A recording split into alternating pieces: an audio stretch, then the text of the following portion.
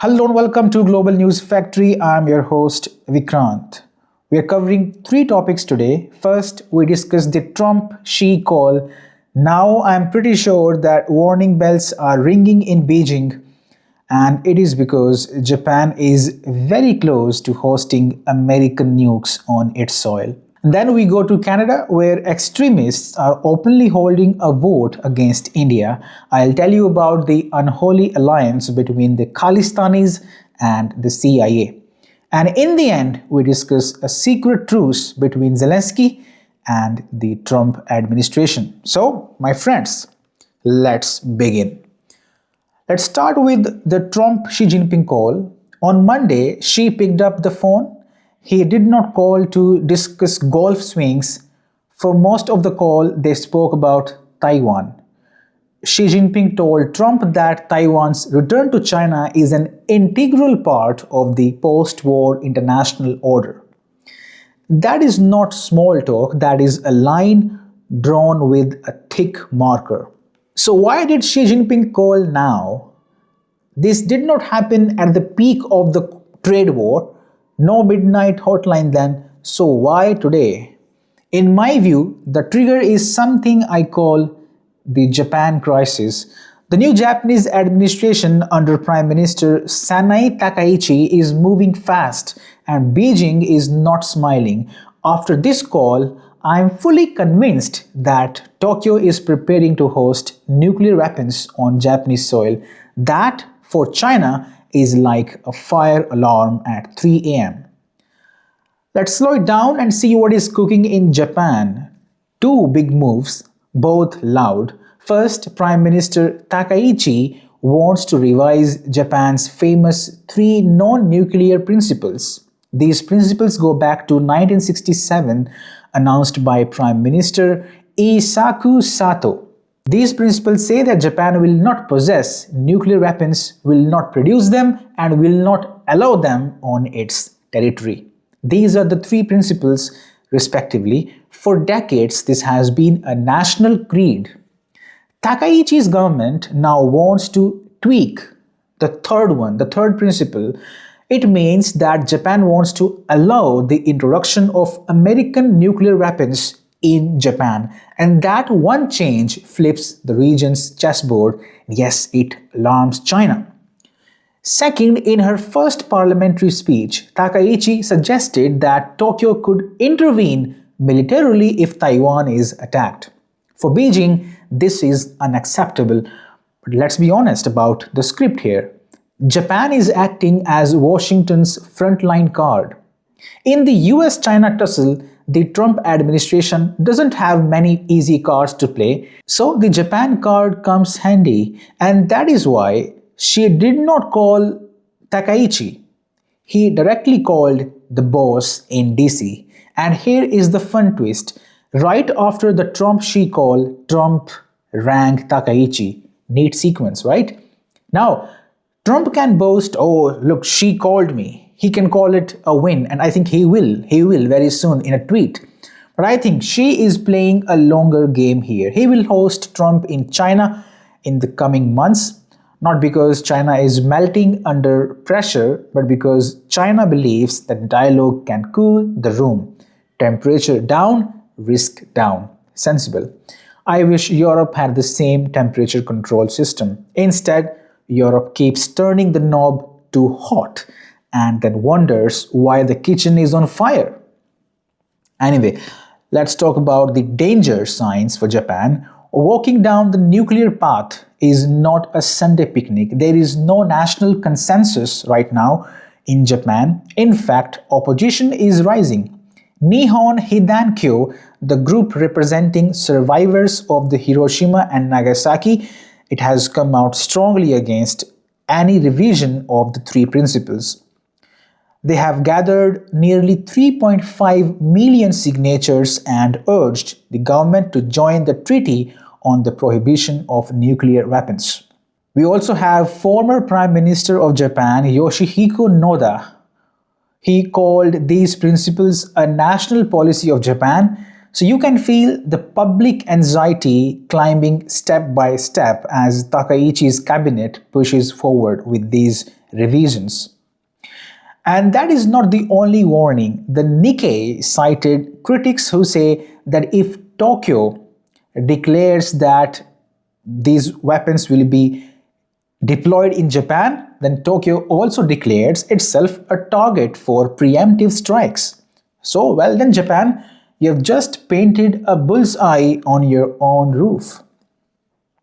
If Japan actually hosts American nuclear weapons or later goes for its own, neighbors would not sit and clap. They will reassess their nuclear policies too, and that means more missiles pointed at each other. The exact opposite of safety and peace. It is like putting gasoline next to a candle. So, is Japan ready for the security crisis it is creating? The Takaichi administration also wants to push defense spending beyond the 2% of GDP limit. Bigger budget, bigger boots, bigger risks. Money can buy hardware, it cannot buy calm. Once you enter the nuclear neighborhood, the rules are different. Every move has a shadow, every shadow looks like a threat. So let's circle back to where we started, Taiwan. I always say, Taiwan is the Ukraine of Asia. The Indo-Pacific is the next flashpoint. We saw Europe walk into a storm over the last 4 to 5 years. Japan is now walking fast in the same direction. This is how miscalculation becomes policy. This is how policy becomes crisis.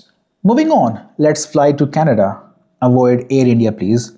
The land of maple syrup, snow, and one very hot potato. I'm talking about the Khalistan extremism, which shout slogans for breaking India and carving a new country inside India. So here in India, the movement is declared terrorist and fully banned. But in Canada, these same people get microphones, stages, and even a referendum against India on Canadian soil.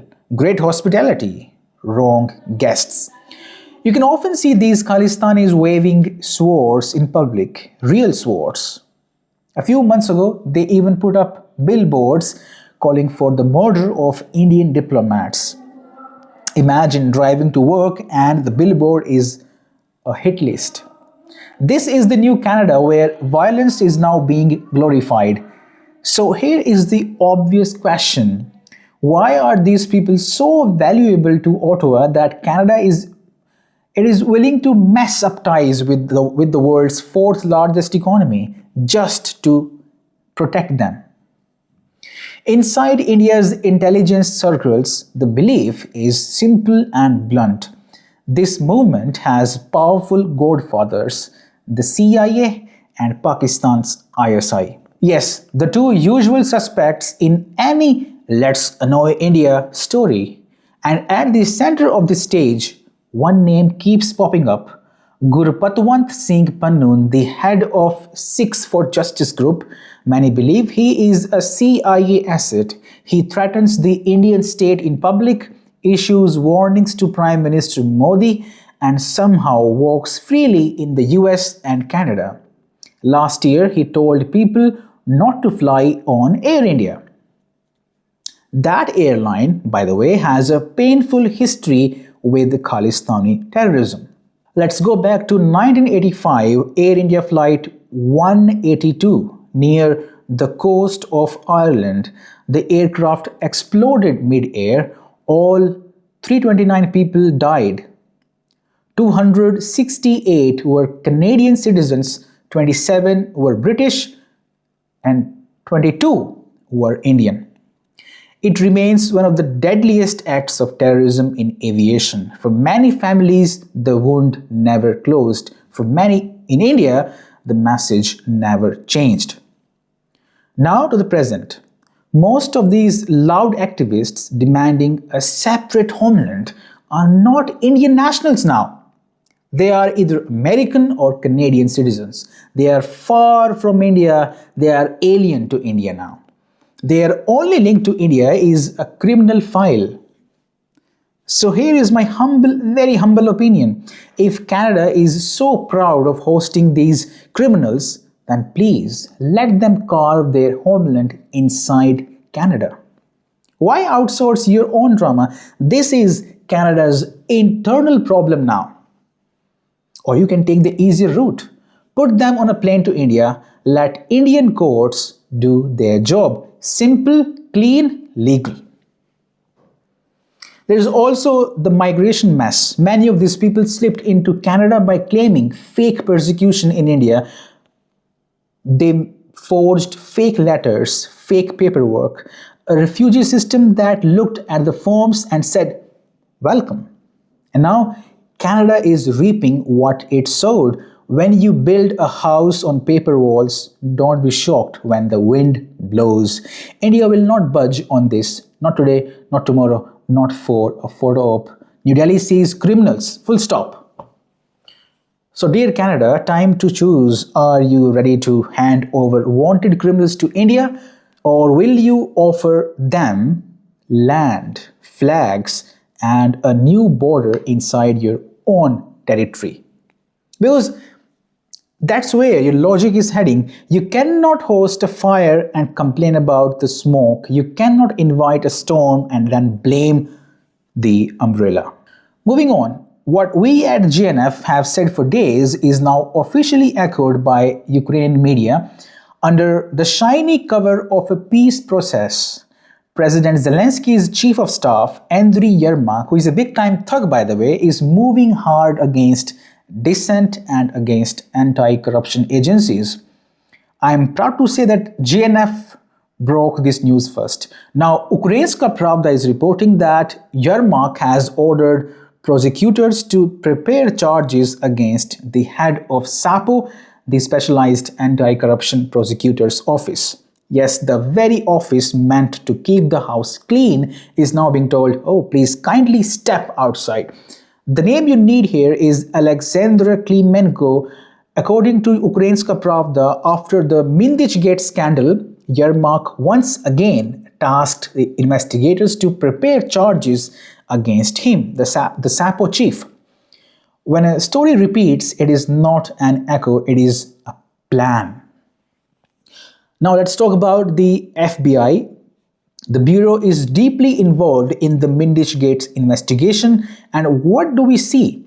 A new quiet understanding with the Zelensky government. You call it a truce between Zelensky and Trump administration. Under this truce, Kiev gets to squeeze this anti-corruption agency, keep the government steady, and keep the war running. Why does this matter? Because the war is a jackpot for the American MIC. It also helps the US throw secondary sanctions on Russia and on countries trading with Russia like India and China.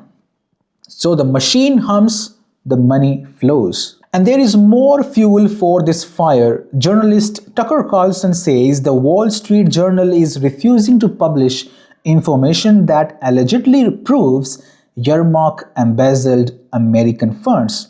Now, if true, that is not a small memo, that is the whole filing cabinet. And it backs my point, the American deep state, the Trump administration, and the Zelensky government. They have been on the same page since day one. Public fights for the camera, they're cute, but the backstage script can be a different show. Look at the theater now. For the world, Trump and Zelensky look like two bulls charging at each other over the peace proposal, right? Big words, big headlines, big hand gestures. But behind the curtains, that peace proposal looks like a prop, a neat little scam to keep the war going so that MIC can keep minting easy money. Think of it as a treadmill. Lots of move, but no exit. So where does that leave us? With a simple translation, peace process. Peace process means pressure on dissent. Anti-corruption drive means the anti-corruption chiefs get driven out. International partnership means a truce that keeps the war warm. And the scoreboard? American MIC smiles, sanctions keep swinging, Russia stays in the dock, India and China feel the splash. This feels like a script we have already seen. So at JNF, I am avoiding covering this peace process altogether because I know the script is being repeated here and I don't want to waste your time on these reports about peace process. There's nothing peace about this process. So that is all, my friends, for today's episode. Thank you very much for joining. You watching JNF.